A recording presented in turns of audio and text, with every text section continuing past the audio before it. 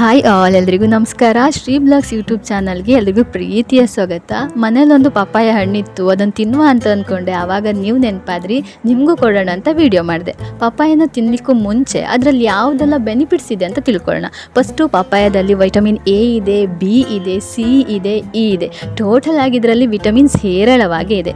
So ಇದರಿಂದ ನಮ್ಗೆ ಏನು ಬೆನಿಫಿಟ್ಸ್ ಸಿಗುತ್ತೆ ಅಂದರೆ, it helps to improve our digestion, ನಮ್ಮ ಜೀರ್ಣಕ್ರಿಯೆಯನ್ನು ಕೂಡ ಇಂಪ್ರೂವ್ ಮಾಡುತ್ತೆ. ಮತ್ತು ಇದರಿಂದ ಇಮ್ಯುನಿಟಿ ಕೂಡ ಬೂಸ್ಟ್ ಆಗುತ್ತೆ, ಮತ್ತು ಹಾರ್ಟಿಗೂ ಕೂಡ ತುಂಬ ಒಳ್ಳೆಯದು.